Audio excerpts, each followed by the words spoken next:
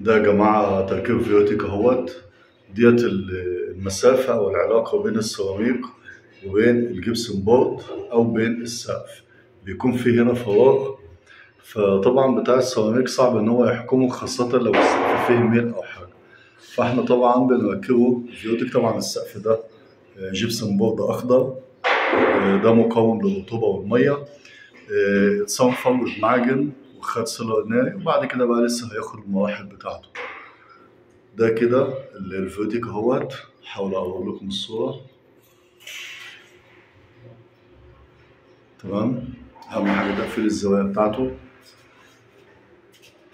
بيدي شكل جميل جدا، خفيف على السقف.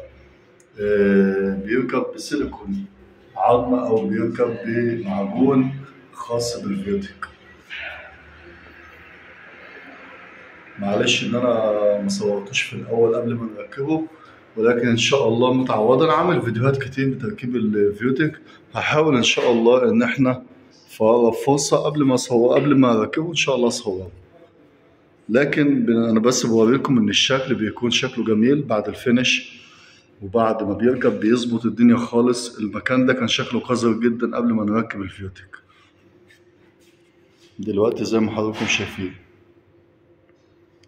طيب على فكرة الفيوتيك ده ممكن يركب هنا تحت الجبس، ممكن يركب هنا تحت السقف ده. يعني ممكن نركب تحت هنا فيوتيك برضه، بيخلي الشكل جميل وحلو.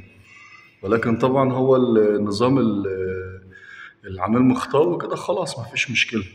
وعلى فكرة كان ممكن يركب هنا على المراية ديت، يعني ليه أماكن كتير ممكن يركب فيها. طيب ايه خامة الفيوتيك؟ الفيوتيك بيكون عبارة عن فوم أو فل زي كده خفيف. تمام. بيركب بسيليكون عظم، وبيتحط له مسامير مجرد تثبيت بس لحين الجفاف، اللي هي المسامير دي. يعني المسامير دي هنشيلها ونلقط مكانها معجون تاني. المسامير دي بس علشان خاطر التثبيت، لكن بعد كده هنشيلها تاني. تمام. استودعكم الله، السلام عليكم ورحمة الله وبركاته.